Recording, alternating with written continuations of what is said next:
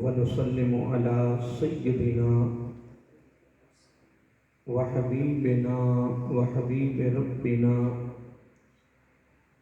وطبيبنا وطبيب قلوبنا ورحيمنا وكريمنا وملجانا ومأوانا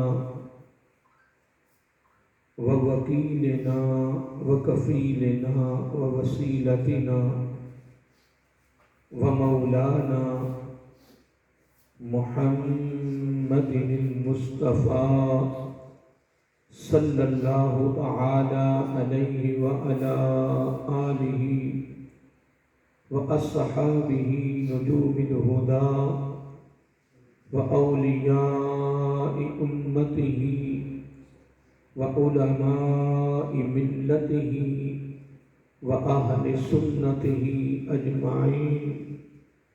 أما بعد فأعوذ بالله من الشيطان الرجيم.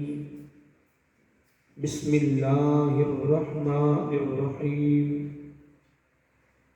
وسارعوا إلى مغفرة من ربكم وجنة أرضها السماوات والأرض أعدت للمتقين الذين ينفقون في السراء والضراء والكاظمين الغيظ والعافين عن الناس والله يحب المحسنين.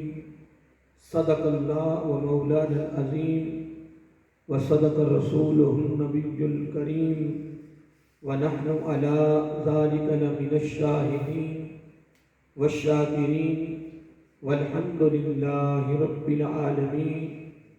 سبحانك لا علم لنا إلا ما علمتنا إنك أنت العليم الحكيم.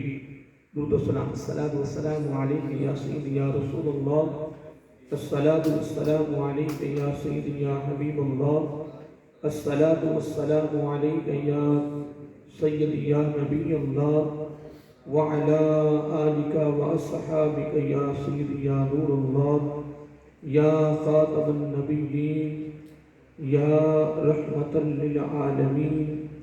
محمد سید الکونین والثقلین والفریقین من قرب ومن عجم. هو الحبیب الذی ترجى شفاعته لكل هول من الأحوال مقتحم. ثم الرضا عن أبي بكر وعن عمر وعن علي وعن عثمان ذي الكرم. مولاي صل وسلم دائما ابدا على حبيبك خير الخلق كلهم. نہایتی وجب الاحترام محترم مکرم معزز سامعین حضرات اور عزیزان گرامی قدر، اللہ تعالیٰ کی تعریف و توصیف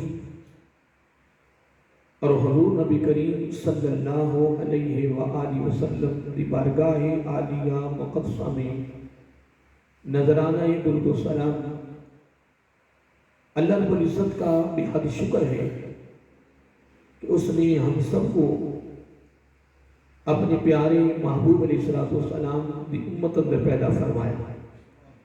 اور اللہ تعالیٰ کا ہمارے پر خصوصی احسان ہے کہ اس نے اپنی توفیق اور اپنے محبوب علیہ السلام کے توسل سے ایمان جیسی عظیم الشان نعمت سے مالا مال فرمایا.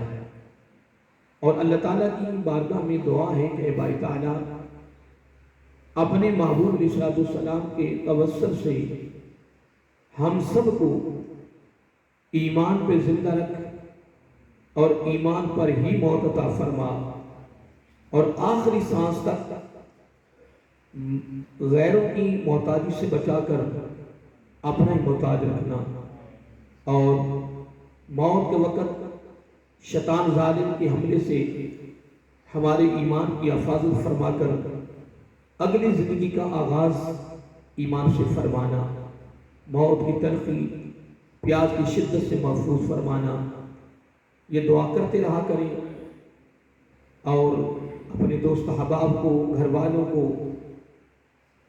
اہل محلہ کو جس سے ملاقات ہو یہ ان کو پیغام دیں اور یاد دہانی کراتے رہا کریں۔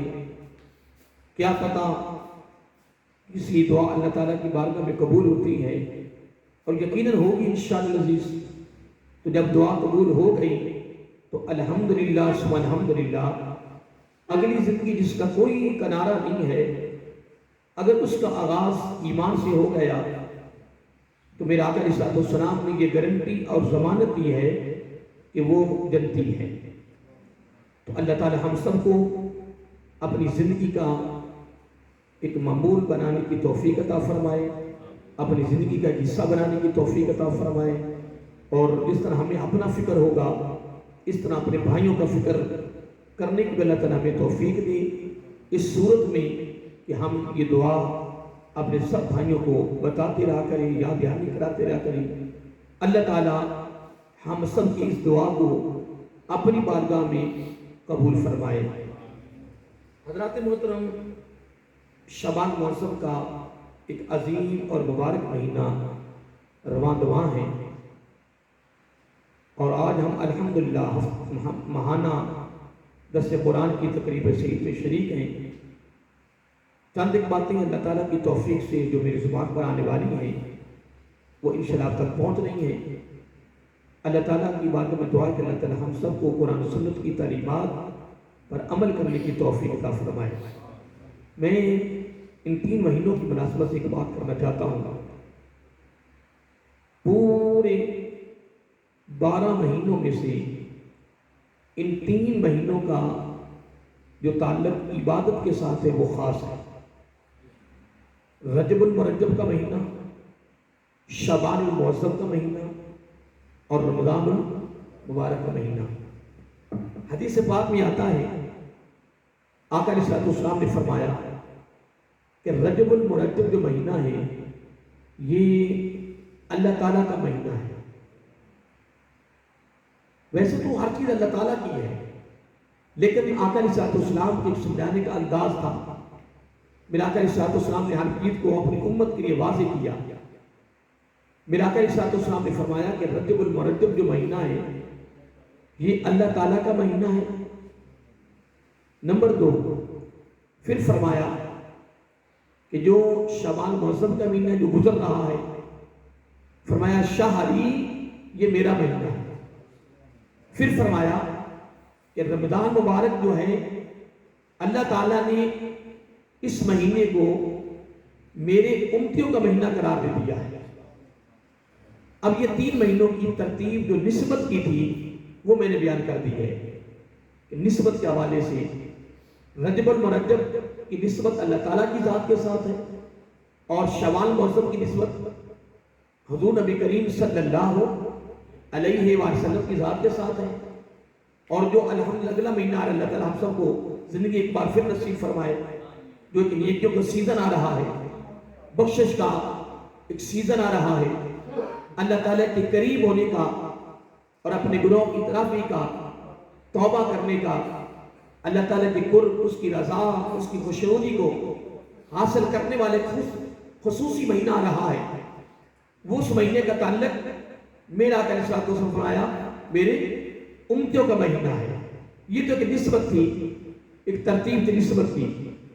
اب آ جائیں فضائل کے حوالے سے، بس ایک چیز، میرا آقا علیہ السلام نے فرمایا کہ جب میرے امتی رجب المرجب کے مہینے میں عبادت کرتا ہے تو اس کا سارا بدن گناہوں سے پاک ہو جاتا ہے۔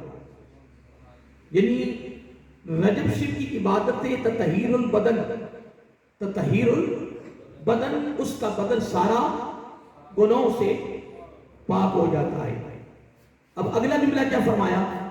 فرمایا شعبان المعظم جو مہینہ آقا علیہ السلام کا مہینہ ہے، جو اس وقت گزر رہا ہے، میرے آقا علیہ السلام نے فرمایا جو اس مہینے میں جی بھر کے عبادت کرتا ہے تو میرے آقا علیہ السلام فرمایا تطہیر القلب اللہ تعالیٰ اس کے قلب کو یعنی اس کے دل کو ہر گناہ سے پاک فرما دیتا ہے۔ پھر میرے آقا علیہ السلام نے فرمایا رمضان مبارک کا جو مہینہ ہے اس میں عبادت کرنے سے، اس میں عبادت اور ریاضت کرنے سے بڑا خصوصی تحفہ میرے آقا علیہ السلام نے بیان فرمایا۔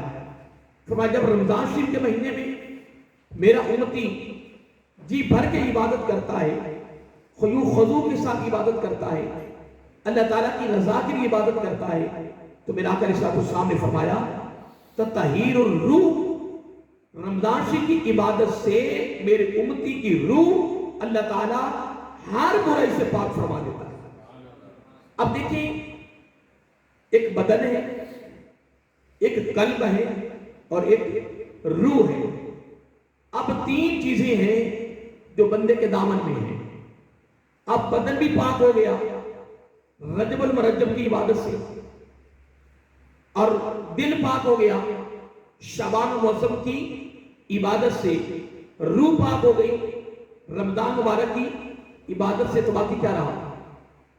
تین چیزوں، الحمدللہ تین مہینوں کی عبادت کی برکت سے بندے کا پورا جسم اور اس کے اندر جو دل ہے، جو پورے یعنی جسم کا، پوری باڈی کا ایک مرکز ہے، پھر پورے جسم کو حرکت میں لانے والی جو چیز ہے، میرے آقا علیہ السلام نے فرمایا سارا جسم، اس کی پوری باڈی، پھر اس میں جو ایک مرکز ہے، جو سردار ہے، جو جسم میں ایک خاص لوتھڑا ہے گوشت کا، جس کو ہم قلب دل کہیں گے، وہ بھی، پھر اس پوری باڈی کو چلانے والی، حرکت میں لانے والی روح، آقا علیہ السلام نے فرمایا یہ تین مہینے عبادت کے لیے خاص ہیں۔ یہ نہیں ہے کہ پورا سال عبادت ہی نہیں کرنی ہے یا زندگی میں عبادت ہی نہیں کرنی ہے، نہیں، ہم نے پوری زندگی عبادت کرنی ہے، لیکن آقا علیہ السلام نے تین مہینوں کی عبادت کی فضیلت الگ بیان فرمائی۔ رجب المرجب کی عبادت بندے کا بدن پاک کرتی ہے، شعبان معظم کی عبادت بندے کا قلب پاک کرتی ہے، اور رمضان کی عبادت بندے کی روح پاک کرتی ہے۔ یہ تین مہینوں کی نسبت، تین مہینوں کی فضیلت میں نے بڑے اختصار کے ساتھ آپ تک یہ چیز پہنچا دی ہے، اور اس میں صرف ایک بات اور شامل کر کے پھر میں اپنے موضوع کی مناسبت سے میں بات کرتا ہوں۔ درود شریف پورا سال ہی پڑھنا برکت ہے، اور جتنا وقت لگائیں اتنا ہی کم ہے۔ اس پر بے شمار حدیثیں ہیں، یہ ایک الگ موضوع ہے، درود و سلام کا ایک الگ موضوع ہے، بہت وسیع موضوع ہے۔ اس پر بڑے بڑے باب باندھے گئے، اور بڑے بڑے علماء اہل علم نے اس پر بڑی بڑی گفتگو فرمائی، گفتگو بھی کی اور تحریر بھی کی، کتابیں بڑی بڑی، لیکن شعبان معظم میں درود شریف پڑھنے کی فضیلت کمال، اور اتنی کمال ہے، اتنی سمجھ لیں، وہ کمال میں سے صرف ایک نقطہ جو خاص ہے وہ آپ تک میں پہنچا رہا ہوں، تاکہ آج چاند کی 10 تاریخ ہے تو ابھی بقیہ مہینہ میں کافی پڑا ہے، تو پھر آج کے بعد انشاءاللہ عزیز ہم کثرت کے ساتھ اس مہینے میں آقا علیہ السلام کا مہینہ سمجھ کر کہ یہ میرے آقا کا مہینہ ہے، تو پھر عبادت کرنے کا لطف بھی آیا، سرور بھی آیا۔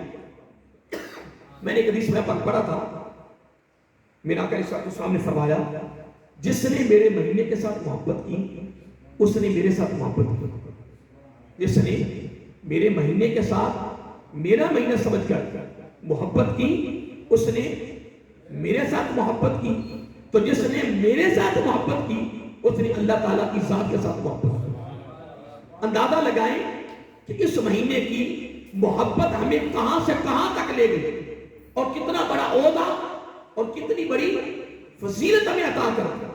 تو یہ باتیں بھلانی نہیں ہے، یہ باتیں خاص ہیں، اور یاد رکھا کریں، اور تازی گفتگو گھر والوں کے لیے، دوست احباب تک یہ گفتگو پہنچا دیا کریں، تاکہ بلغوا انی ولو آیا، اس حکم کے تحت الحمدللہ بیان کرنے کا، پیغام دینے کا حق ادا ہو جائے۔ اب آئیے میں اس مہینے میں درود شریف کی فضیلت کے حوالے سے بات کرنا چاہتا ہوں، بڑی پیاری بات ہے۔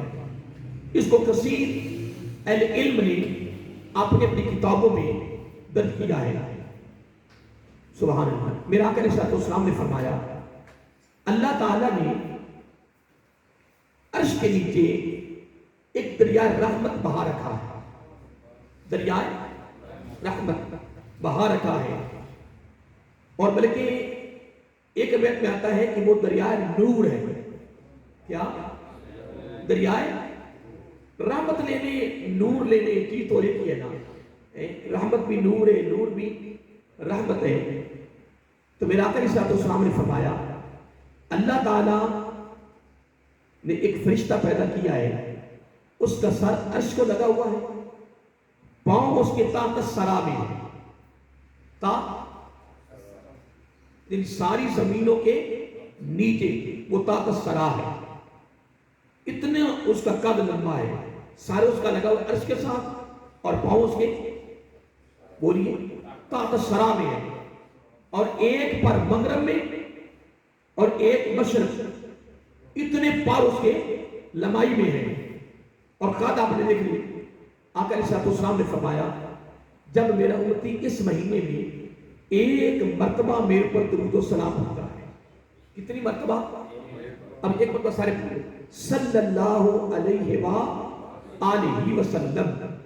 اب جو میں اگلی بات کرنا چاہتا ہوں نا، آپ درود پڑھ لیا، اب اگلی بات بڑی سننے والی، توجہ طلب ہے۔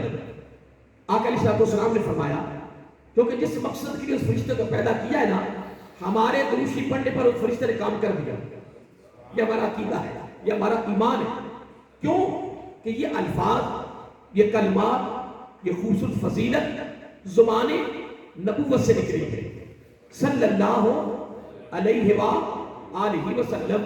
اب اس فرشتے نے 2 مرتبہ کام کر دیا، جو اس کی ڈیوٹی لگی ہوئی ہے، جو اس کی ذمہ داری ہے، وہ سن لیں۔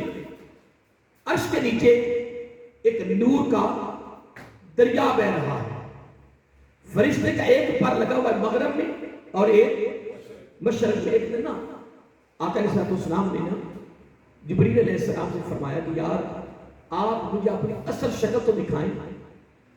کیا؟ کیونکہ وہ حضرت دیا کلبی رحمت رضی اللہ تعالیٰ عنہ کی صورت میں آتے تھے۔ حضرت دیا کلبی آپ نام سنا گا ماشاءاللہ، بڑے مشہور صحابی ہیں۔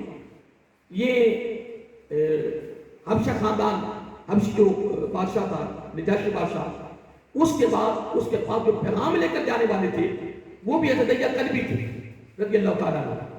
تو جبریل علیہ السلام جب بھی آقا علیہ السلام کی مجلس میں تشریف لاتے تو دیا کلبی رضی اللہ تعالیٰ عنہ کی صورت میں تشریف لاتے تھے، وہ شکل بنے۔ اللہ میرا آقا علیہ السلام نے ایک فرمایا اے سید الملائکہ مجھے اپنی اصل شکل دکھا، اصل صورت دکھا۔ انہیں کہا کہ ٹھیک ہے ہم کھلے میدان میں پھر چلے گئے، بات کھلے میدان میں چلے گئے، کھلے میدان میں چلے اور اس نے اپنی اصل صورت دکھائی۔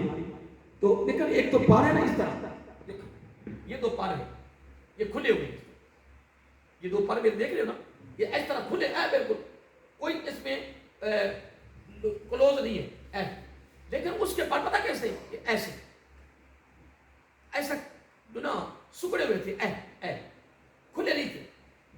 میرا آقا علیہ السلام نے فرمایا جبریل یہ آپ کے پروں کو کیا ہے؟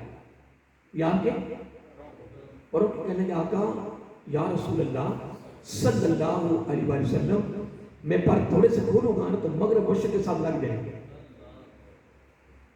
یہ جہان بہت چھوٹا ہے، اس لیے میں نے اپنے پروں کو کلوز کیا ہوا، اندازہ لگایا۔ یہ جبریل علیہ السلام کی بات کر رہا ہوں۔ تو اب وہ جو فرشتہ پیدا کیا رب نے، اس کا بھی ایک پر کہاں لگ رہا ہے؟ مغرب میں، اور ایک مشرق میں۔ سر کہاں لگ رہا ہے؟ عرش کے تحت۔ اور پاؤں کہاں ہیں؟ لوگ یہ مجھے بات بھی آپ کو یاد ہوگی نا، اصل میں یہ تقریبات کا اصل مقصد بھی یہ ہوتا ہے کہ ہمیں 2-4 باتیں یاد ہو جائیں۔ کیا ہو جائے؟ یا بلکہ اگر آپ کا ماشاءاللہ گھر میں ایک کتاب رکھ لیں، کاپی رکھ لیں، کوئی ڈائری رکھ لیں، جو بات آپ کو یہاں خود یاد ہو جائے اس کو پر تحریر کریں، وہ پڑھ جائے گی، ہم دنیا سے چلے جائیں گے۔ آنے والے لوگوں میں اگر کسی نے کوئی ایک چیز بھی پڑھ لی، اس پر عمل کر گئے یا اس کو پڑھتے رہے، ہماری صدقہ جاتا ہو۔ کو کہتے ہیں دولت، اصل یہ ہے ترقی، یہ دولت ہے اصل، یہ ہماری اصل کمائی ہے۔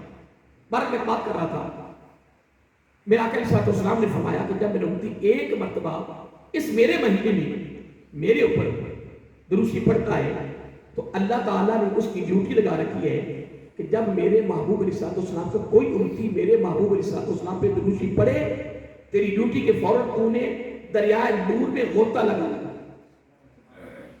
دریائے نور میں غوطہ لگانا۔ اب جس کا سر عرش کو لگا ہو اور پاؤں اس کے تحت سرا میں ہو، ایک بار مغرب میں ایک مشرق میں، تو جب وہ غوطہ لگائے گا تو غوطہ لگانے کے بعد جب وہ باہر نکلے گا، پھر جب باہر نکلتا ہے نا تو اللہ تعالیٰ اس کی ڈیوٹی کو غوطہ لگانا ہے، پھر باہر نکلنا ہے، پھر اپنے پروں کو جھاڑنا ہے، پھر جتنے قطرے گریں گے اتنے اللہ تعالیٰ نیو فرشتے پیدا کرتا ہے۔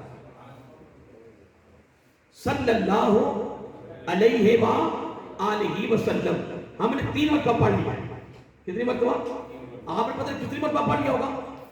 میں یہ نہیں کہتا کہ تم پڑھ نہیں رہے ہو، کیا پتہ ہم نے کی مرتبہ پڑھ لیا، لیکن وہ تو میں نے جو اونچی بلند آواز سے پڑھایا ہے نا، وہ آپ نے کتنی مرتبہ پڑھا؟ 3 مرتبہ۔ تو اس فرشتے نے 3 مرتبہ دریائے نور میں غوطہ لگا لیا ہے، دریائے نور میں غوطہ اس نے لگا لیا۔ کتنی مرتبہ؟ 3 مرتبہ۔ اللہ اکبر۔ جب وہ غوطہ لگا کے دریائے نور سے باہر نکلتا ہے، کیا دریائے نور سے جب غوطہ لگا کر جب باہر نکلتا ہے تو پھر وہ اپنے پروں کو جھاڑتا ہے۔ اب اس کا ایک پر مغرب میں اور ایک مشرق میں، تو وہ کتنے قطرے گرے ہوئے؟ میں کوئی سوال نہیں کر رہا کہ میں تمہارے پر سوال کر رہا ہوں کہ آپ گنتی کریں، لیکن ہم یہ تو کہیں گے کہ بے شمار، بس جملہ ہوتا ہے نا، ایک جملہ منہ سے نکلنا ہوتا ہے۔ اب مغرب مشرق میں لگنے والے پر جب وہ جھاڑتا ہے فرشتہ تو پتہ نہیں ہزاروں ہیں، لاکھوں ہیں، کروڑوں ہیں، کتنے قطرے گریں گے، پھر ہر قطرے سے ایک نوری فرشتہ پیدا ہوتا ہے۔ جب دوسری مرتبہ سے درود شریف پڑھا امتی نے، پھر غوطہ لگایا، پھر پر جھاڑے، پھر اس کے قطرے گرے، پھر جب تیسری مرتبہ پڑھا تو جو 100 مرتبہ صبح پڑھے، 100 مرتبہ رات کو پڑھے، تو کئی لوگ تو 1000 مرتبہ روزانہ پڑھتے ہیں، کئی 1000 سے بھی زیادہ مرتبہ پڑھتے ہیں۔ اور اگر زیادہ نہ پڑھا جائے نا تو میں آپ کی بڑا خاص آج میں تحفہ دینا چاہتا ہوں، یہ ہے 313 بدری صحابہ۔ کتنے؟ 313 بدری صحابہ رضوان علیہم اجمعین۔ یہ بدری صحابہ کے ساتھ اللہ تعالیٰ کو بڑی خاص محبت ہے۔ تو اہل علم نے لکھا ہے کہ جو چاہتا ہے کہ قیامت کے دن کثرت سے درود و سلام پڑھنے والوں کی صف کے اندر میں کھڑا ہوں تو وہ زیادہ نہ بھی پڑھے گا، جو 24 گھنٹوں میں صرف 313 مرتبہ پڑھتا رہے روزانہ، وہ قیامت کو اربوں کھربوں جو کثرت سے درود و سلام پڑھنے والے ہوں گے ان کی صف کے اندر وہ کھڑا ہوگا۔ تیاری ہے؟ چلو ہم زیادہ نہیں پڑھیں گے اس مہینے میں 313 مرتبہ۔ چلو اس فرشتے کو 313 مرتبہ تو ہوتا لگواؤ نور کے دریا میں، اور ہر مرتبہ وہ پر جھاڑے اور جتنے قطرے گرے اتنے فرشتے پیدا ہوئے۔ تو اب الحمدللہ روزانہ آپ کتنے مرتبہ کو ہوتا لگواؤ گے، کتنے وہ پروں میں سے قطرے گریں گے، وہ تو میرے گنتی میں نہیں آ سکتے، ان گنت۔ اس کے بعد میرا آقا علیہ السلام نے دوستو بڑی پیاری بات فرمائی، فرمایا وہ جتنے فرشتے پیدا ہوتے ہیں نا ان کی کوئی ڈیوٹی نہیں ہوتی، کوئی ذمہ داری نہیں ہوتی۔ درود شریف پڑھنے والا مر کے قبر میں چلا جائے گا، وہ فرشتوں کی ڈیوٹی قیامت تک لگی رہے گی، قیامت تک لگے رہے گی۔ ہر مرتبہ پروں کے جھاڑنے سے جتنے فرشتے پیدا ہوں گے پھر ساتھ ساتھ جڑتے جائیں گے، اربوں ہیں، کھربوں ہیں، ان گنت فرشتے قیامت تک اس بندے کے لیے۔ وہ فرشتے قیامت تک کوئی اور کام نہیں کریں گے، ان کا ایک ہی کام ہے، 12 مہینے 24 گھنٹے قیامت تک ایک ہی ڈیوٹی لگانی کرنی، یا اللہ اس کی بخشش فرما، یا اللہ اس کی بخشش فرما، یا اللہ۔ تو تو بخشش کس نے کرنی ہے؟ تو ڈیوٹی کس نے لگے گی؟ تو کمال نہیں. میں جب اس کو نا دوستوں پہلی مرتبہ پڑھا نا میں نے تو مولا معلوم یہ ہوتا ہے کہ کوئی بہانہ بنا آیا تو کوئی بہانہ بنے اور میرے محبوب علیہ السلام کا جو امتی ہے میں اس کی بخشش کر دوں. کیوں؟ رب نے او ادنا کی آغوش میں جب بے حجاب بے پردہ اپنے محبوب علیہ السلام کو بٹھایا. یہ بات میں نے کی ہوگی میرے خیال میں. تو اللہ تعالیٰ فرمایا محبوب آج نہ درمیان میں پردہ ہے نہ حجاب ہے نہ جبریل ہے نہ براق ہے نہ رف ہے. کائنات کی کوئی شے تیرے اور میرے درمیان آر نہیں ہے, پردہ نہیں ہے. محبوب آج دینا بھی کمال, آج لینا بھی کمال. اب ماں تو میرے آقا نے اس وقت بھی ایک ہی عرض کی, اے باری تعالیٰ اگر وہ ادنا کی ہوش میں ما زاغ البصر وما طغى, تیرے دیدار کے بعد اگر تو مولا مجھے دینا چاہتا ہے نا تو پھر میں بھی ایک ہی چیز کا طلبگار ہوں, ایک ہی چیز کا خواہشمند ہوں, ایک ہی چیز مجھے پیاری ہے, محبوب ہے. رب نے فرمایا کیا؟ ارے کیا میری امت کی بخشش فرما. اللہ اکبر, میری امت کی. اصل میں بات یہ نہیں ہے, بات یہ ہے کہ یہ جو دروشی کی فضیلت میرے آقا علیہ السلام نے بیان کی نا اپنی امتی کے لیے, خدا کی عزت کی قسم یہ بھی میرے آقا نے اپنی امت کو تحفہ دے دیا, بہت بڑا تحفہ دے دیا, بہت بڑا انعام دے دیا, بہت بڑی ڈگری اور سرٹیفکیٹ مل رہا ہے بخشش کے لیے, مغفرت کے لیے, اللہ تعالیٰ کے دربار میں سرخرو ہونے کے لیے, کامیابی کے لیے. تو میرے نوجوان ساتھیوں, میرے بزرگوں, مجھ سے بڑے بھی عمر میں ہیں, میرے برابر بھی ہیں, چھوٹے بھی ہیں, میں کہتا تھا حال کہ مین گیٹ سے نکلنے سے قبل ابھی آج یعنی شمال مذہب کی 10 تاریخ رات 11 کی شروع ہو چکی ہے, باقی 19 دن ہیں یا 20 دن ہیں, 29 کا ہوتا ہے یا 30 کا ہوتا ہے. میں کہتا ہوں زیادہ نہ پڑا جائے تو 313 بدری صحابہ کے نام کی مناسبت سے ایک تو ادھر آپ کو ان سے محبت ہے, ایک وہ بھی تحفہ ملے گا کہ ان کی نسبت سے پڑھیں گے کیوں 313 ہے, وہ ثواب الگ ملے گا اور جو فرشتے والے ثواب کو الگ ملے گا. تیاری ہے؟ تو اللہ تعالیٰ کی بار میں یہ چند باتیں میں نے اپنی تمہیدی گفتگو میں یہ اس مہینے کی مناسبت سے بات کی. رجب المرجب, شمال معظم اور اس کی نسبت, پھر اس کی فضیلت, پھر ایک فضیلت میں درود و سلام کے حوالے سے بیان کر دی ہے. اللہ تعالیٰ کی بارگاہ میں یہ دعا ہے کہ اللہ تعالیٰ مجھے اور آپ کو اس پر عمل کرنے کی توفیق عطا فرمائے. اب میں اپنے موضوع کی مناسبت سے ایک بڑی خاص بات کرنا چاہتا ہوں, بڑی توجہ طلب بات ہے. میں نے یہ سورت آل عمران, سورت آل عمران یہ پارہ نمبر 4 ہے اور سورت آل عمران کی یہ آیت نمبر 133 اور 134 دو میں نے آیات تلاوت کی ہیں. جبکہ یہ موضوع بہت وسیع ہے لیکن میں اس میں سے بس ایک دو باتیں خاص لے کر آپ تک پیغام کے طور پر پہنچانا چاہتا ہوں, اور آپ تیار ہیں, اپنے دعوت کو پھیلا لیں. بڑی خاص بات ہے. اور ایک بات اور کرتا جاؤں کہ آج کی محفل کا جو میں نے نام رکھا ہے وہ ہے استقبال رمضان المبارک بصورت سنت مصطفیٰ صلی اللہ علیہ وسلم بصورت درس قرآن. کیوں؟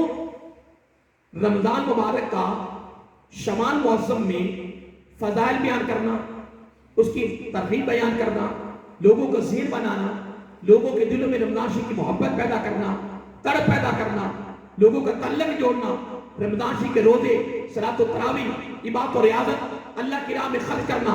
اب اس کی مناسبت سے لوگوں کو ذہن بنانا, لوگوں کے خیالات کو اس کی طرف راغب کرنا اور رمضان شریف کے فضائل بیان کرنا, یہ آقا علیہ السلام کی سنت ہے. تو یوں سمجھ لیں کہ آج کی ہماری تقریب جو ماہانہ درس قرآن کے حوالے سے رواں دواں ہے, اس کا نام ہم نے رکھ دیا ہے استقبال رمضان المبارک. تو انشاءاللہ یہ سنت کے مطابق ہو رہی ہے. تو انشاءاللہ فَلَهُ اجر مئات شہیدا, ہمارے نام اعمال میں 100 شہیدوں کا ثواب لکھ دیا گیا ہے. اللہ تعالیٰ کو سلامت رکھے. اور میں اس میں آپ کو ایک نکتہ بڑا دینا چاہتا ہوں وہ یہ ہے اور خاص ہے، رمضان مبارک کے آنے سے پہلے مثلا آپ ابھی گھر گئے، گھر میں بیوی بیدار ہے، کوئی بچہ بیدار ہے، یا کسی کے والدین گھر میں رہتے ہیں، کوئی گھر میں والدہ والد رفیقہ یا کوئی اور ہمشیرہ بھائی کوئی بھی گھر میں ابھی جاگ رہے ہیں، آپ نے جاتے کہا الحمدللہ، آپ کو پتہ نہیں وہ کہ کیا الحمدللہ ان قریب ہمارے پاس اللہ تعالیٰ کی طرف سے ایک خصوصی مہمان آ رہا ہے جس کا نام ہے رمضان المبارک، اتنے کہنے پہ 100 شہیدوں کا ثواب مل جائے۔ نمبر 2، کل سے آپ نے یہ پروگرام شروع کر دیا، جب آپ دفتر آئیں سلامت کریں، اور سلامت کر جب بیٹھیں تو پہلا پیغام آپ نے دینا ہے دوستو تمہیں مبارک ہو، الحمدللہ ان قریب ہمارے پاس اللہ تعالیٰ کی طرف سے خاص مہمان رمضان مبارک کی صورت میں آ رہا ہے۔ اتنے کہنے پہ اتنے ساتھی بیٹھے ہوں گے، ہر ساتھی کے برابر 100 شہیدوں کا ثواب تمہیں مل جائے گا۔ اب اگلی بات اور سنو، 100 شہیدوں کا ثواب ایک شہر سے کر دیں، اجر جزا بدلہ ثواب ایک شہر پہ کر دیں، صرف آپ نے آقا علیہ الصلوۃ والسلام کی سنت سمجھ کے عمل کرنا ہے۔ خدا کی عزت کی قسم سے رب کا اتنا کرم ہوتا ہے، وہ فرماتا فرشتوں دیکھا ہے میرے بندے نے میرے محبوب کی ادا کو ادا کیا ہے، میری خاطر اب میں اس کے ماضی کو دیکھوں یا محبوب کی ادا کو ادا کروں، کیا پتا کہ کل ہی دفتر میں تم آؤ اور یہ اپنے ساتھیوں کو دعوت دو، رمضان شریف کی آمد کی خبر دو، پھر رمضان شریف کی جتنے دن رہ گئے نا شبان معظم کے روزانہ صبح شام آپ دیتے جائیں، جتنی مرتبہ دن میں دعوت دیں گے اتنی 100 شہیدوں کا ثواب لکھا جائے گا۔ تیاری ہے؟ بولیے۔ اب اگلا جملہ بھی سن لیں، رمضان شریف کے آنے سے پہلے رمضان شریف کی آمد کی خبر دینا یہ سنت ہے، رمضان شریف کے آنے پر مل جانے پر مبارک دینا یہ نبی کی الگ سنت ہے۔ سبحان اللہ۔ لوگی انشاءاللہ آج کے درس میں میری گفتگو سے قبل یہ بات بھی انشاءاللہ میری زبان پر آ گئی ہے اور آپ تک پہنچ گئی ہے کہ آج کے محفل کا ہم نے نام حاکم صاحب کیا رکھا ہے؟ استقبال رمضان مبارک بصورت سنت مصطفیٰ صلی اللہ علیہ وآلہ وسلم۔ اس میں نے پھر 2 باتیں کی ہیں، رمضان شریف کے آنے کی خبر دینا یہ نبی کی الگ سنت ہے، اور مل جائے تو اس پر مبارک دینا یہ نبی کی الگ سنت ہے۔ تو آپ نے کیا کرنا ہے، رمضان شریف کے آنے سے پہلے مبارک یعنی آنے کی آمد کی خبر دیتے جاؤ اور لوگوں کا ذہن بناؤ، فضائل بیان کرو، جب آ جائے تو آنے پہ پھر آپ کو مبارک دو۔ اور اس اگلا کی نقطہ میں آپ اور دینا چاہتا ہوں، بڑی خوبصورت ہے، ویسے جو میں باتیں کر رہا ہوں مشکل تو نہیں، آسان ہے نا، یاد بھی رہیں گے انشاءاللہ، مجھے امید ہے۔ ام المومنین حضرت عائشہ صدیقہ رضی اللہ تعالی عنہا وہ راوی ہیں، وہ فرماتی کہ نا مثلا ہم دفتر میں بیٹھے ہیں تو ہمارا ایک ساتھی آیا ہو تو اس کی چال میں، اس کے بیٹھنے میں، اس کے چہرے کے آثار گفتگو میں نا ہمیں اندازہ ہوگا کہ اس کو نہ کوئی آج کوئی خاص خوشی، ایسے ہوتا ہے نا؟ آپ پریشان ہو اور ہوتا ہے ایسے، اور بندے پتہ کیا کہتے ہیں، یار آج نا محسوس ہو رہا ہے تیری اداؤں سے کہ تجھے کوئی آج خاص خوشی ہے۔ وہ کہتے ہیں یار کوئی خاص معاملہ نہیں ہے، وہ کہ یار تو مان یا نہ مان، تیرے نہ بس آنے گفتگو کرنے چہرے کے آثار اٹھنے بیٹھنے سے نا محسوس ہو رہا ہے کہ تجھے آج کوئی خاص خوشی ہے۔ اب یہ معاملہ حضرت عائشہ صدیقہ رضی اللہ تعالی عنہ کے ساتھ، اللہ حضرت عائشہ صدیقہ فرماتی ہے رضی اللہ تعالی عنہ، آقا علیہ السلام رمضان شریف کے شروع ہوتے ہی نا میرے آقا کے چہرے پہ مسکراہٹ ہوتی، جانے میں آنے میں بیٹھنے میں گفتگو کرنے میں اتنی خوشی ہوتی۔ میں نے کہتے عرض کیا فدا کا ابی و امی یا رسول اللہ صلی اللہ علیہ وآلہ وسلم، آقا کوئی محسوس ہوتا ہے کہ آپ کو کوئی خاص خوشی ہے، کوئی خاص خوشی ہے، کوئی اللہ تعالیٰ کی طرف سے کوئی خاص خوشخبری تو نہیں مل گئی؟ کیونکہ وہ بھی آپ کو پتا ہے مفتی کے عہدہ پر فائد علمی شخصیت تھی، اور ایسے معاملے حضرت عائشہ صدیقہ رضی اللہ تعالیٰ عنہ पूछती रहती थी।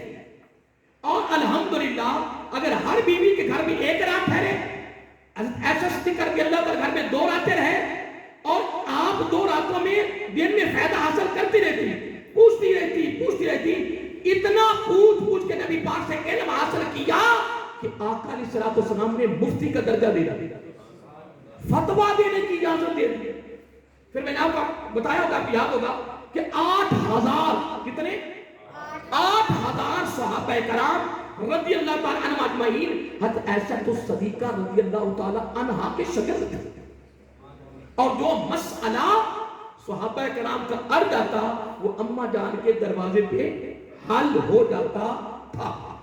हज़रत आयशा सदीका रज़ी अल्लाह ताला फरमाती हैं कि मैंने अर्ज किया एक दिन, बस बड़े प्यारे मोहब्बत के, उसको हम अपनी बोली में एक मूड, आज बड़े प्यार मूड में चल रहे थे, मूड बड़ा प्यारा है, लेकिन हम एक अदब का तकाजा इस्तेमाल करेंगे कि आका अलैहि सलाम का अंदाज बड़े एक मोहब्बत का अंदाज था। दोनों खामद बीवी के मोहब्बत के अंदाज में बैठे थे।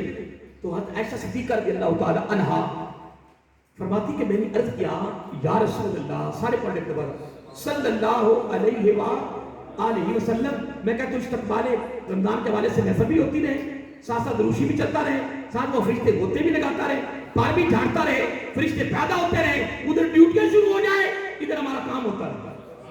ठीक है जी, ताकि आज की महफिल जब फारूक होकर निकले तो अरबों खरबों फरिश्ते पैदा करवा के फिर निकले, ड्यूटियां लग जाए, हम घर में जाके सो जाएंगे। वो कह रहे हैं या अल्लाह बख्शिश, या अल्लाह बख्शिश, या अल्लाह, या इससे बड़ी दौलत है। अल्लाह को सलामत रखे, अल्लाह को खुश रखे, बस तैयारियों में रहे इंशाअल्लाह। मैं एक बात कर रहा था, मैंने अर्ज किया था मेरे मामा कुर्बान, मुझे ना महसूस होता है कि आप कोई खास खुशी हो, तो मेरे आकर सब मुस्कुराए, तबस्सुम फरमाया, तो मैं आयशा, मेरी सवाल ये था, आयशा आका हुक्म, तो मैं आपको पता नहीं, आका मैं ये तो पूछ रही हूँ। फरमाया हमारे पास अल्लाह ताला की तरफ से रमजान शरीफ की सूरत में एक खास मेहमान आया है, एक खास मेहमान आया है जो बरकत वाला भी है, जो रहमत वाला भी है। क्या मेरा आका सामने इस महीने का नाम क्या रखा? बरकत वाला और रहमत वाला। फिर फरमाया आयशा, अल्लाहु अकबर, आयशा रज़ी अल्लाह ताला, आका हुक्म, फरमाया ये महीना नेकियों का सीजन है। फिर फरमाया आयशा, मेरा आका अंदाज कितना प्यारा था, बार बार नाम लेते, आयशा रज़ी अल्लाह, आका हुक्म, फरमाया ये महीना बख्शिश का सीजन है, नेकियों का सीजन है। अगली बात उससे भी आला दोस्तों, बड़ी तवज्जो तलब है। आप में से कईयों का रात का वो क्या होता है ना, ममूल होता है कि रात को की तहमत चादर बांध कर, जिसको हम तभी हमारे पट्टू कहते हैं, ज्यादा रात को कई लोगों का ममूल होता है कि वो रात को ना चादर बांध कर सोते हैं, ठीक का ममूल होता है, और कई हमेशा चादर में रहते हैं, चादर का ममूल होता है। और आपने कभी देखा होगा कि कई बापों ने, बुजुर्गों ने पीछे से ना गिरा डाली होती है, जिसको हम अपनी बोली में क्या कहते हैं, गंड। अब बापे को नहीं पता, बापे ने तो गिरा डाली है कि मेरी चादर मजबूत रहे, गिरे ना। लेकिन कुर्बान जाए अगर बापे को पता चल जाए ना कि ये गिरा डालना भी नबी की सुन्नत है, अल्लाह अकबर। अगर आज के बाद तुम्हें चादर अगर बांधने का मौका मिल जाए, या का मामूल है, तो चादर बांधे, पीछे से गिरा डाले, और तहमत बांधना भी सुन्नत है, गिरा डालना भी सुन्नत है। एक वक्त में 200 शहीदों का सबक। तो अगर आ जाए रमजान शरीफ का महीना, फिर 70 से जरूर दे। क्यों? हदीस पाक में आता है रमजान मुबारक इतना नेकियों का सीजन है, आका अलैहिस्सलाम रमजान मुबारक शुरू होते ही अल्लाह ताला मेरे उम्मतियों के लिए हर नेकी में 70 गुना इजाफा कर देता है। अल्लाह, 70 गुना, बोलिए 70 गुना इजाफा कर देता है। तो मैं कर रहा था, फिर मैं आपको और बात बताता जाऊं। चलो आप मेरा थोड़ा सा रुख बदला है, एक और बात बताता हूं बड़ी खास। आपने की लोगों को देखा होगा کہ کئی لوگ یہ پنڈوں کے اندر اپنے ڈیروں پر بیٹھے ہوتے ہیں اور کئی لوگ بیٹھے ہوتے ہیں ایسے کر دیں ایسے کر کے نا اس طرح دیکھ رہے میری طرف یا اس طرح اپنے سامنے کو نا بلیڈ کے اس طرح بیٹھ جاتی.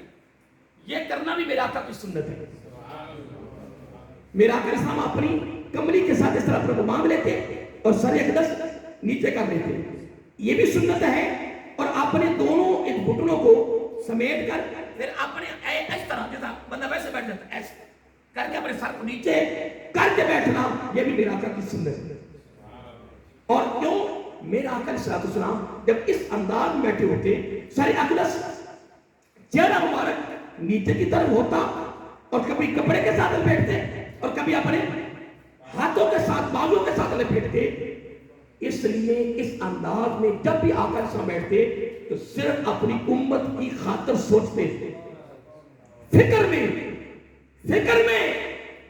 اور میں آپ کو ایک بات بتاتا جاؤں آقا علیہ السلام کی پوری زندگی کی سب سے بڑی منشا سب سے بڑی خواہش سب سے بڑی طلب سب سے بڑی آرزو ایک ہی تھی. کیا؟ ساری انسانیت کلمہ پڑھ کر سارے جنت میں چلے گئے. یہ میرا آقا کی منشا تھی.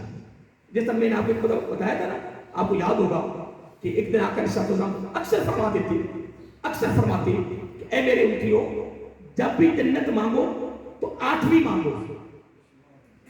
میں بیان کیا ہوگا آپ کو یاد ہوگا کہ جب بھی جنت مانگو تو بولیے. تو ایک دن صحابہ کا عرض کر دیا یا رسول اللہ صلی اللہ علیہ وسلم سر ایک عرض ہے کہ آپ جب بھی فرماتے ہو جنت کے بارے میں تو 8ویں جنت کو کم کرتے ہو تو اس میں راز کیا ہے. تو دوستو جملہ چھوٹا سا ہے پر سمندر بہہ گیا. تشریح کرنے کی کوئی ضرورت نہیں ہے. آقا علیہ السلام نے بڑے پیار میں بڑی محبت میں بڑے پیارے انداز میں ایک جملہ بولا.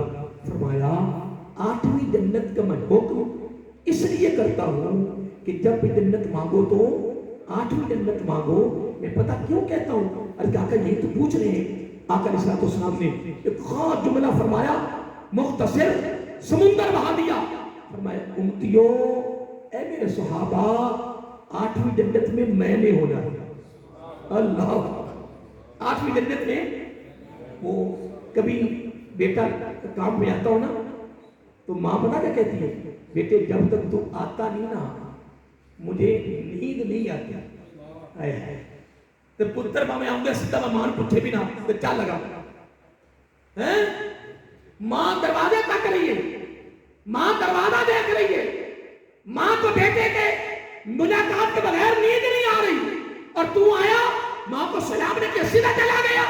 خدا کی عزت کی قسم حدیث کے لفظ ہیں کوئی غلاف کعبہ کو پکڑ کر رو رو کر اس کے پانی کے آنسو ختم ہو جائے پھر خون شروع ہو جائے پھر خون بھی ختم ہو جائے پانی بھی خون بھی حتیٰ کہ لکڑی کی طرح وہ روتا روتا سوکھ جائے. اگر والد راضی نہیں تو زبان نبوت سے الفاظ نکلے جو حدیث میں موجود ہیں. اللہ تعالیٰ نے وَلَا يَنْظُرُ اللَّهُ اللہ تعالیٰ اس کی طرف دیکھتا بھی نہیں. ہائے دیکھتا بھی نہیں. اب میں ایک نقطہ پیش کرنا چاہتا ہوں آپ کے لیے. یہ کتنی بات کر رہا ہوں میں ایک بڑی بات کرنے لگا ہوں. دیکھیں ایک ہے ماں ایک ہے باپ. تھوڑا میں رخ بدلا میں ساتھ ملانا چاہتا ہوں ماں اور باپ. مثلا بیٹا نفل پڑھ رہا ہے نفلی نماز تو ماں نے بلایا تو حکم یہ ہے کہ وہ نفل توڑ دے نماز کو توڑ دے اور اپنی ماں کی بات کو سنے. میری ترتیب آپ نے تھوڑی نظر رکھنی ہے توجہ رکھ لو. اگر بیٹا نماز پڑھ رہا ہے نفلی نماز تو ماں نے اس کو بلایا حکم یہ ہے کہ بیٹا فوراً نماز کو توڑے اور اپنی والدہ کی بات کو توجہ سے سنے. اگر بیٹا نماز پڑھ رہا ہے تو باپ نے بلایا نماز نہ توڑے.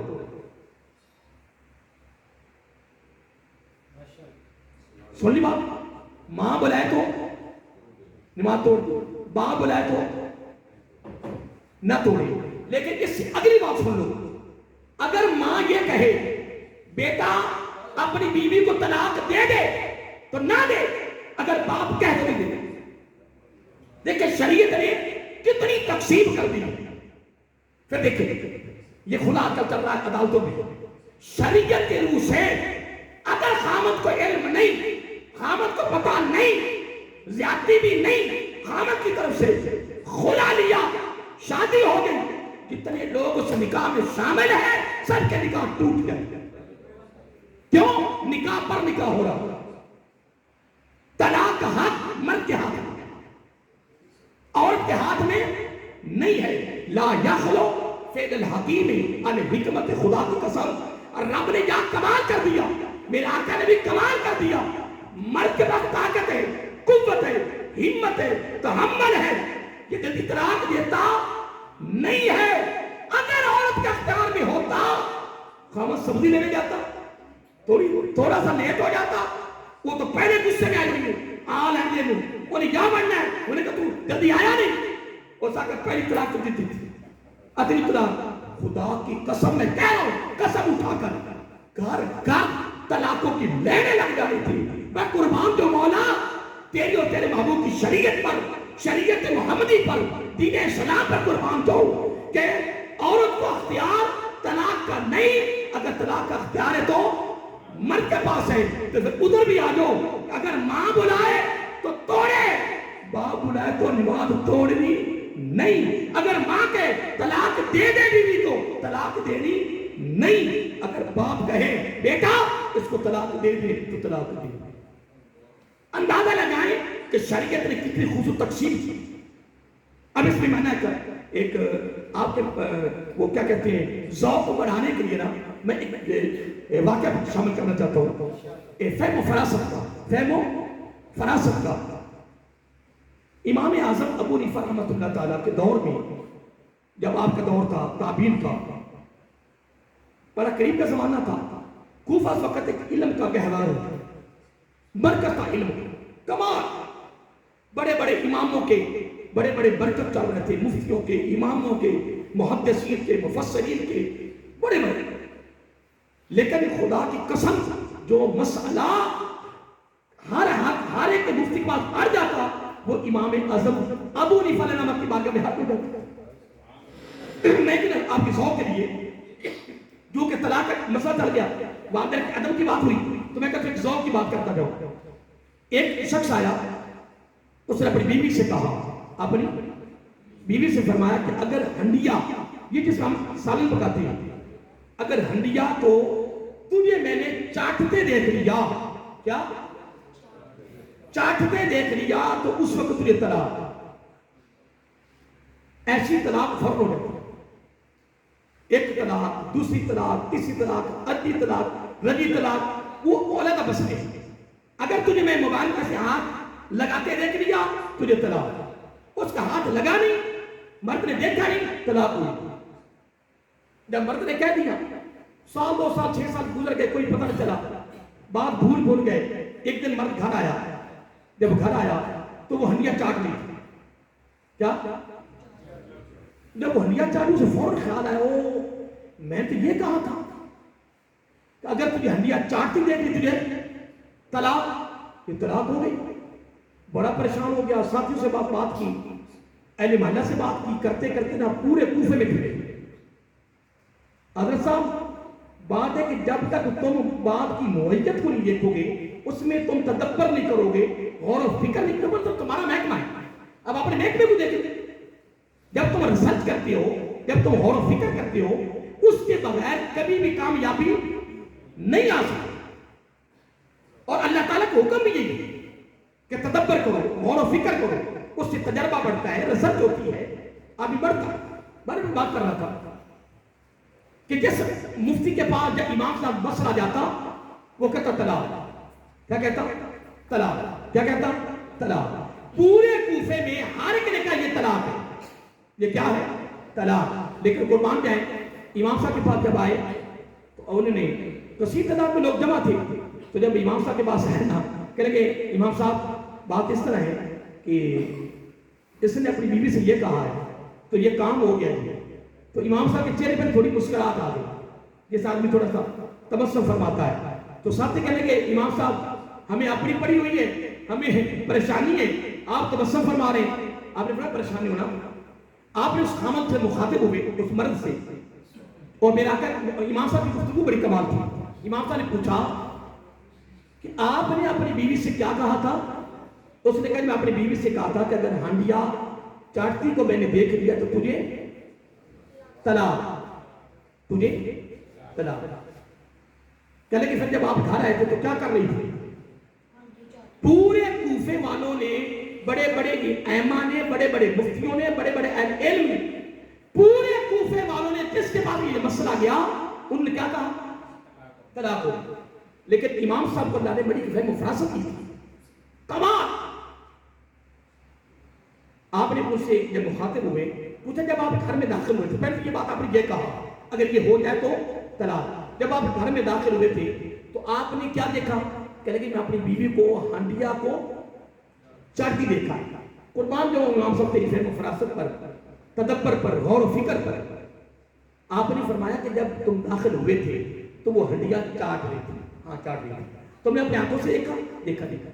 آپ نے فرمایا کہ ہانڈیا کو دونوں ہاتھوں سے پکڑ کے ایسے چاٹ رہی تھی کہ یا ایسے کر کے انگلی کو چاٹ رہی تھی. اب مرد بولا کہ نہیں, ہانڈیا تو نیچے پڑی ہوئی تھی, وہ ایسے کرتی, میں کب کھڑا کے دیکھتا رہا, ایسے انگلی کو کرتی اور منہ میں انگلی کو ڈالتی تھی, انگلی کو چاٹتی تھی. تو امام صاحب نے فرمایا جاؤ گھر جاؤ, تم محفوظ ہو گئے, طلاق نہیں ہوئی. ایک ذوق میں اور مزید بڑھانا چاہتا ہوں, آپ تھک تو نہیں گئے؟ میں ختم کرنے لگا, آپ کو پریشانی ہونا. میں ویسے تو یہ سینکڑوں واقعات ایسے ہیں, لیکن جب تو طلاق کے بملا میں ایک ذوق کی بات کروں, ایسے جناب سیڑھی پہ چڑھ رہا تھا بندہ, تو ایک میری اوپر کھڑی تھی اور ایک نیچے کھڑی تھی. تو بس کوئی بات ہو گئی, مرد کو غصہ آ گیا, اس نے کہا اگر اوپر ہو تجھے طلاق, کہ نیچے آؤ تو تجھے طلاق. آپ اوپر والی جو ہوتی وہ اس نے اوپر نہیں جانے دے رہی, نیچے والی نیچے نہیں آنے دے رہی. جو نیچے والے خطرہ, اوپر وہ کوئی خطرہ, اوپر والے اوپر سے ایسے جناب کس کے کھڑی ہے. اب وہ درمیان میں اڑ گیا, گھر والوں کو پتہ لگا, میں نے داروں کو پتہ لگا, یہ تو بات بڑی عجیب سی ہو گئی. لوگ انہوں نے جناب اس مسئلے کو ادھر آنا ہوا, وہ لٹکا ہوا درمیان میں.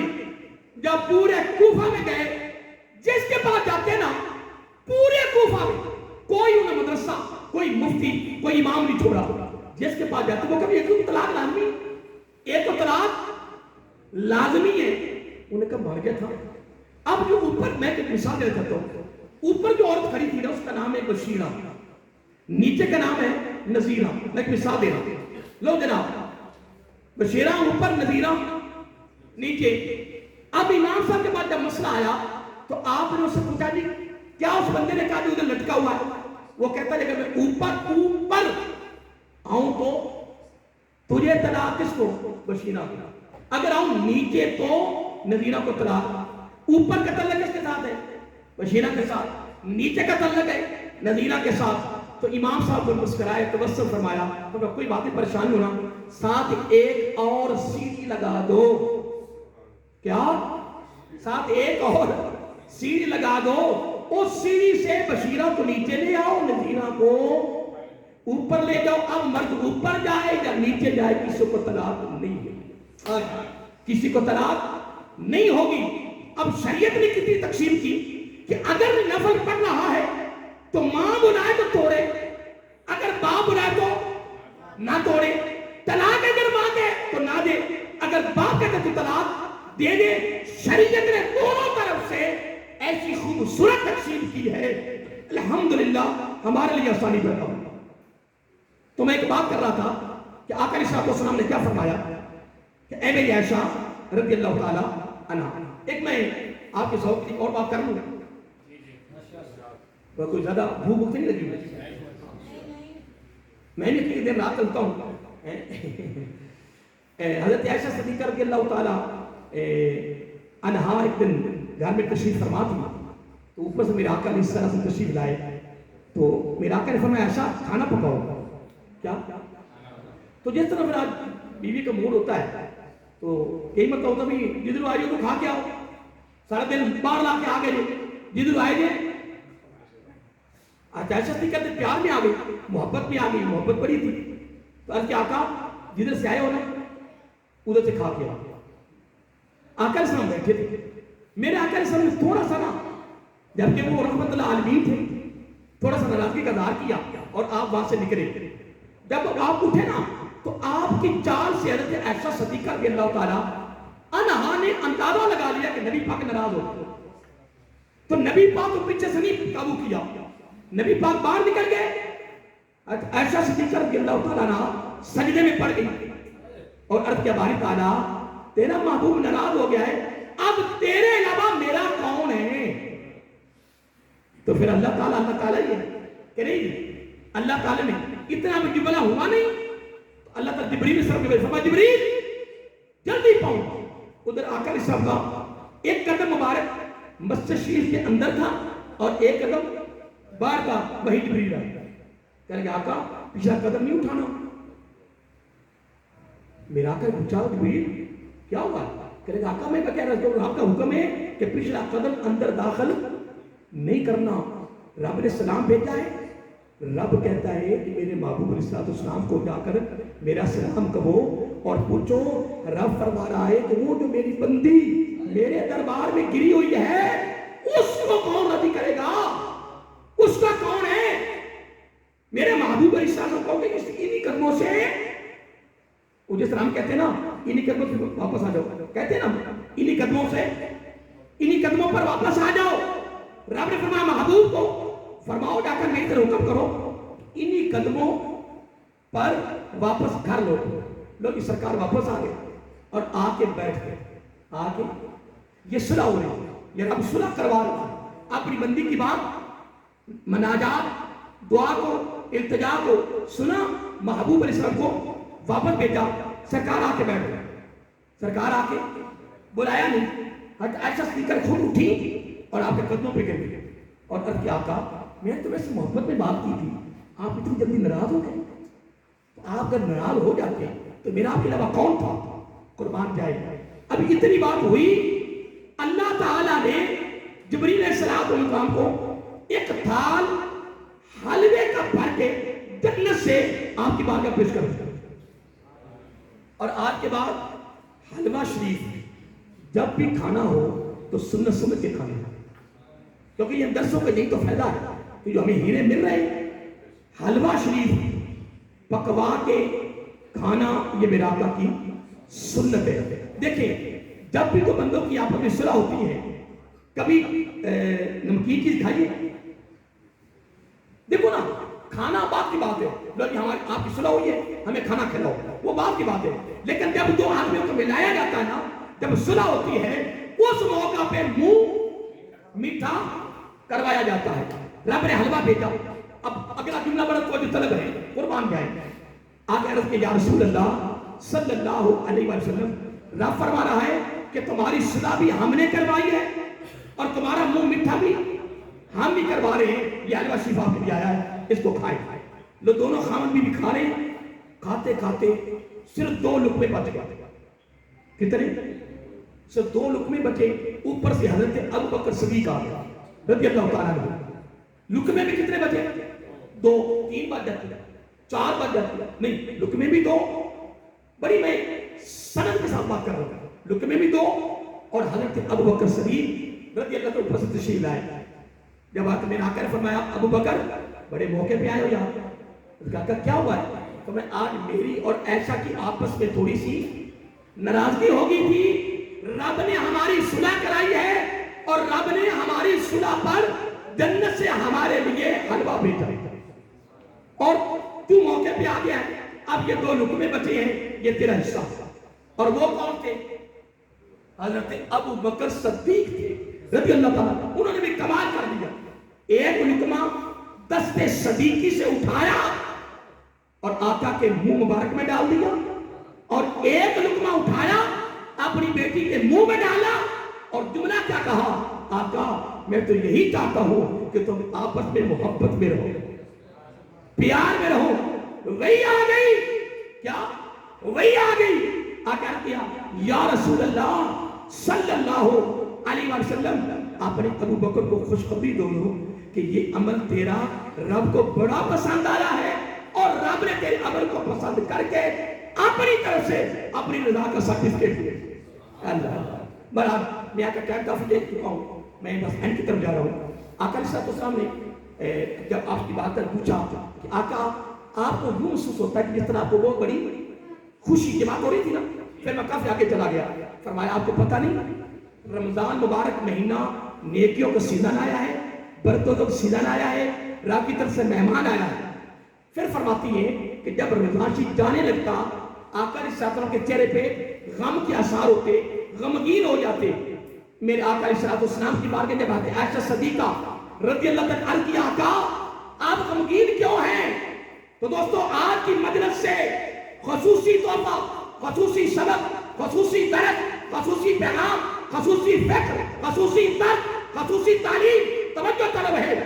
عائشہ صدیقہ راوی رضی اللہ تعالیٰ عنہ رمضان شریف کے آنے پر خوش ہونا، مبارکہ دینا نبی کی سنت ہے، رمضان شریف کے جانے پہ غم زدہ ہو جانا یہ بھی نبی کی سنت ہے۔ کیا فرمایا؟ فرمایا عائشہ اللہ تعالیٰ کی طرف سے ایک مہمان آیا تھا، ہم نے اس کے ساتھ دوستی کی، پیار کیا، محبت کی، اس کے قریب ہوئے، ابھی محبت ابھی تو شروع ہوئی تھی کہ وہ ہم سے جدا ہو رہا ہے، زندگی میں پھر کبھی مقدروں سے ملے گا، اس لیے عائشہ میں غمگین ہوں کہ وہ ہم سے جدا ہو رہا ہے۔ اب پورے رمضان شریف میں سے ایک بات خاص میں آخر بات کر کے آپ کی اجازت چاہتا ہوں۔ رمضان شریف میں بڑی عبادت کے سلسلے ہیں، بڑی جہتیں ہیں، مختلف عبادتوں کے سلسلے رمضان شریف میں چلے گئے۔ آقا علیہ السلام نے جب رمضان شریف کا مہینہ آتا اپنی تہمت مبارک کو پیچھے سے گرا ڈال دیتے، جو میں بات کر رہا تھا، پیچھے سے گرا ڈال کے نا حضرت عائشہ صدیقہ فرماتی رضی اللہ تعالیٰ، بلکہ حضرت ام سلمہ سے روایت ہے رضی اللہ تعالیٰ عنہ سے، نبی علیہ السلام رمضان شریف شروع ہوتے ہی اپنی تہمت مبارک کو پیچھے سے گرا ڈال کے کس کے باندھ لیتے، خود ہوشیار ہو جاتے، دی بھر کے خود بھی عبادت کرتے اور ہم سے بھی کرواتے، نہیں بات سمجھتے، خود بھی کرتے اور ہم سے بھی کرواتے۔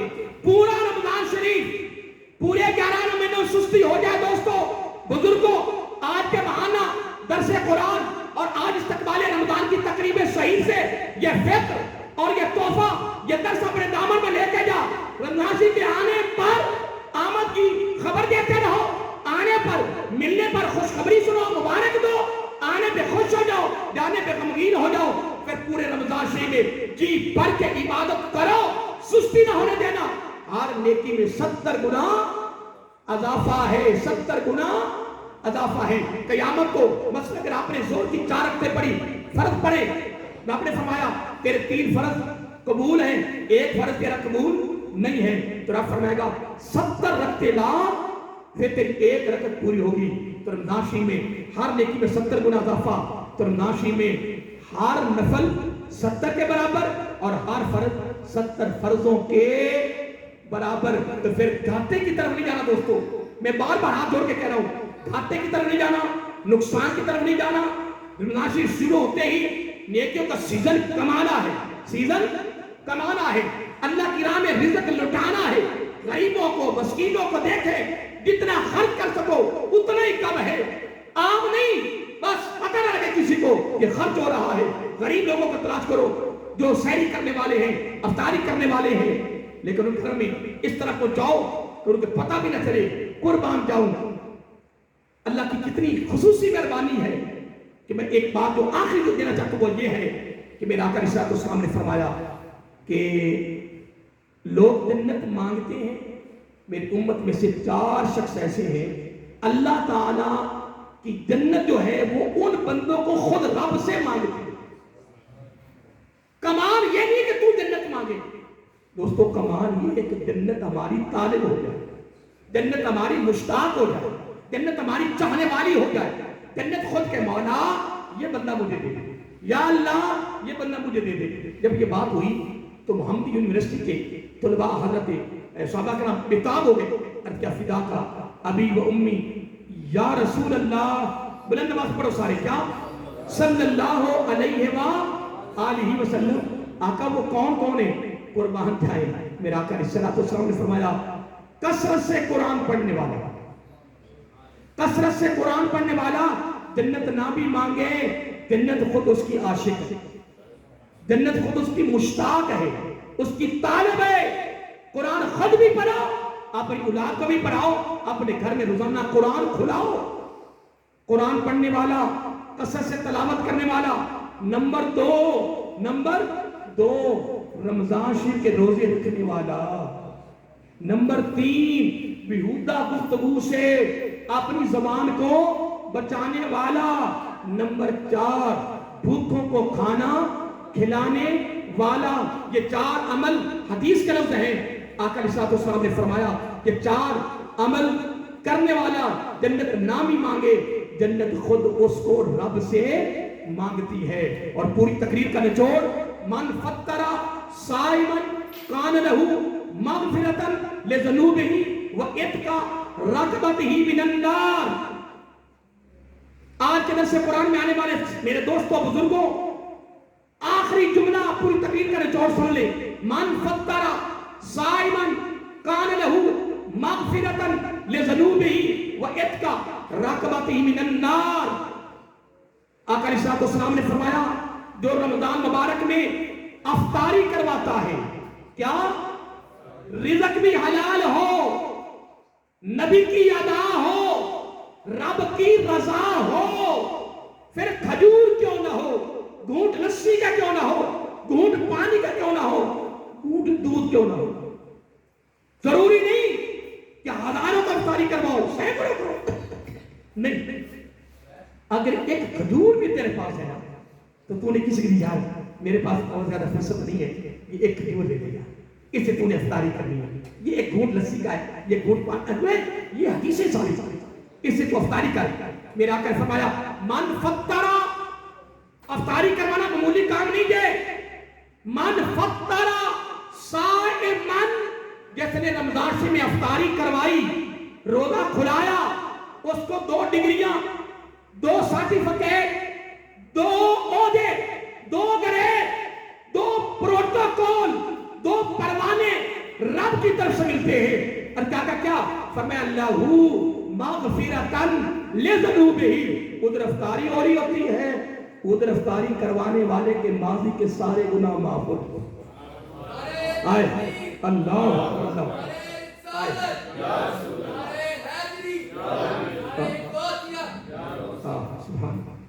لہو مغفرۃ لذنوبہ۔ مسئلہ سارے علی نہ بیٹھے ہیں، جب بندے کے سارے گناہ معاف ہو جائے، کوئی بھی گناہ نہ رہے، تو جنت میں جائے گا یا دوزخ میں؟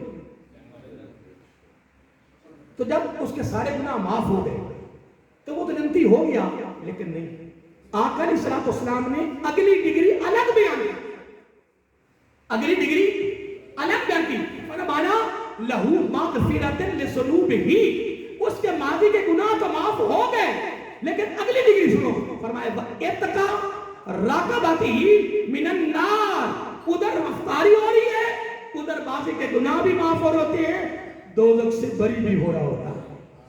اس لیے دوستو، میں نے آج آپ کو بڑا وقت لیا ہے، موضوع میرا کچھ اور تھا، میں وہ شروع کرنا تھا، لیکن وہ استقبال رمضان میرے منہ سے نکلا، وہ ایک ترتیب میں نے دی 3 مہینوں کی، بس اس سے موضوع چلتا چلتا الحمدللہ میری خوش نصیبی ہے کہ اچھا ہو گیا ہے کہ تو ساری باتیں استقبال رمضان کے حوالے سے ہو گئی ہیں۔ ساری تو نہیں کر سکے، یہ تو سینکڑوں ہزاروں باتیں ہیں، لیکن رسول برکت کے لیے چند باتیں، کیونکہ آج محفل کا ماہانہ درس قرآن کا میں نے نام رکھا ہے استقبال رمضان مبارک بصورت سنت مصطفیٰ صلی اللہ علیہ وآلہ وسلم۔ اللہ تعالیٰ کو سلامت رکھے، اللہ تعالیٰ کو خوشی نصیب فرمائے، اللہ تعالیٰ آپ اور مجھے یہ جو تعلیمات مجھے بھی ملی اور آپ کو ملی، اس کو یاد رکھنے، اس پر عمل کرنے اور اس کو آگے پہنچانے کی توفیق عطا فرمائے۔ ناشی کے لیے فل تیاری کر لو، تیاری ہے نا؟ بیمار نہیں ہونا، کئی لوگ سے بیمار بھی ہو جاتے ہیں، چلتے بڑے ہوتے ہیں، آج ڈاکٹر صاحب منع کر دیتا ہے تو روزے نہیں رکھنے لیکن تیری خیر نہیں، میں کیا خیر کی نہیں اگر تو ٹر جائے گا، تو میں کہتے ہیں روزہ رکھت بغیر ٹر لینا روزہ نہ پھر، میں کہا روزہ شفا ہے، روزہ نبی پاک روزہ شفا فرما رہے، تو ان کو در کی سب نہیں بولتا۔ میرے ساتھی تھے، یہ آج پروفیسر نہیں ہوتے، وہ بہت بڑے افسر تھے ملک شریف صاحب، تو اس نے کبھی روزہ نہیں رکھا. میں نے کہا میں اس مسجد میں نیا آیا تھا، سن 88 میں آیا تھا. میں نے کہا آپ روزہ نہیں رکھتے؟ کہ لگے جی روزہ رکھنے پر بڑا خطرہ ہے، میں تو کبھی بڑے سال ہو گئے.